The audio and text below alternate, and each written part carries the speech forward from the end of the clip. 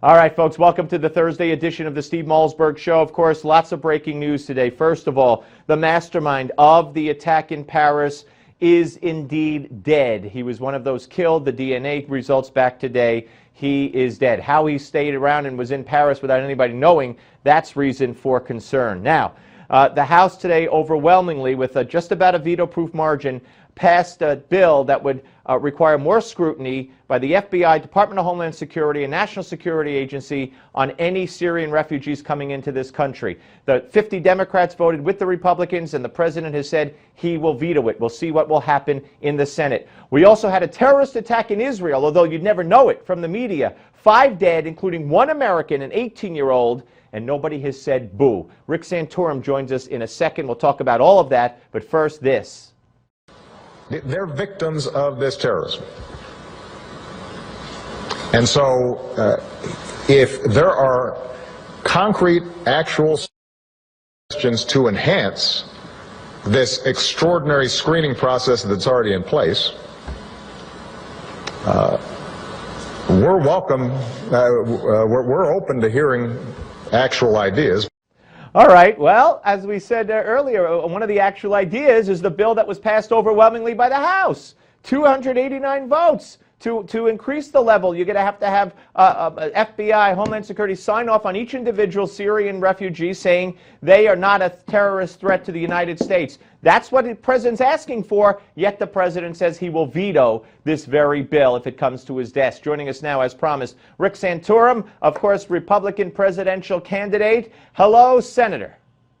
Hello, Steve. This is, it's incredible. This president just does not seem to care about the security of this country. The insistence on bringing people into this country where ISIS has already been very clear that they're going to be. There are people in these refugee numbers that are ISIS sympathizers.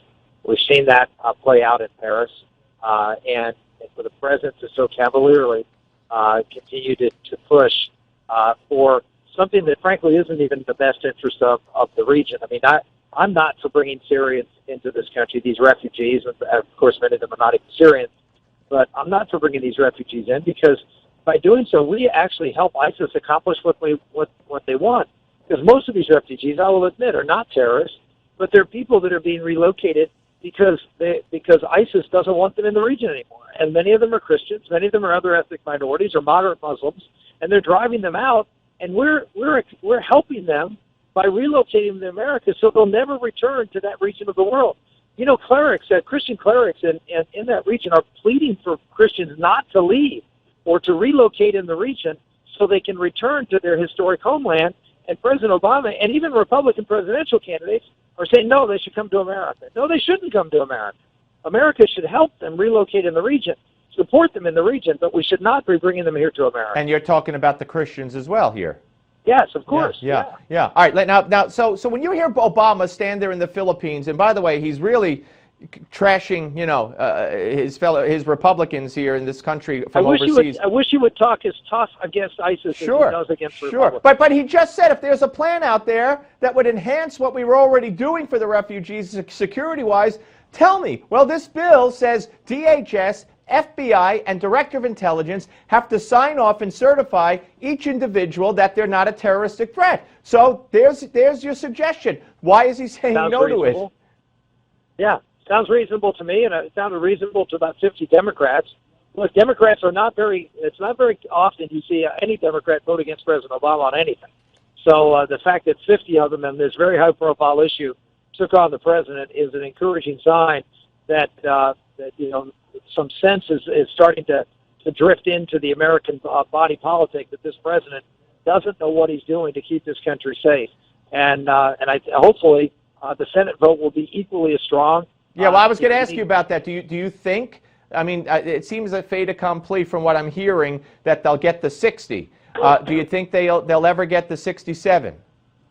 Well, I mean, you need 290 in the House to override a presidential veto. Right. And they're right on the cusp there with 289, but there were some folks missing. So they're pretty close to 2/3 in the House, and we'll wait and see. I mean, there are some very high-profile Democrats, as you know, have spoken out against the president on this issue because he is not putting the security of our country first. He's putting political correctness first, and what I think he thinks is good domestic politics from the American left. But I think you're seeing more and more folks being very, very concerned as you see the terror in Europe continue. All right, before we get to the presidential race, you wouldn't know it from watching the media today, but there were terror attacks in Israel. 5 people dead, including an American citizen, an 18-year-old American citizen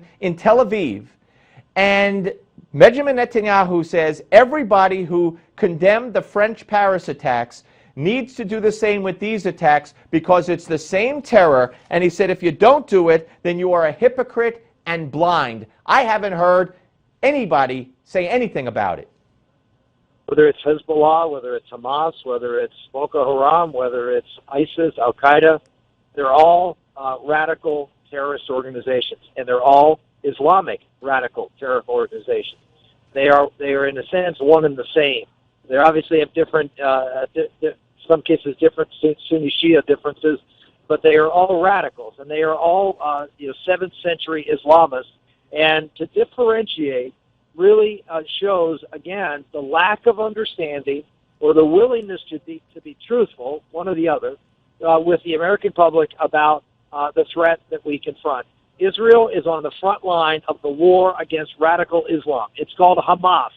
It's called the Muslim Brotherhood. It's called the Palestinian Authority. All of them are complicit in this rise of radical Islam in the region. And if we do not treat Israel in solidarity with other countries that are attacked by radical Muslims, it again shows you how the deterioration under this administration of how we react to the terror attacks. So just say the word. I know you do, obviously, but just say you condemn it, because you'll be the first person I've heard today at all say that you condemn what happened in Israel. I condemn what happens in Israel because what's happened in Israel is exactly what happened in France.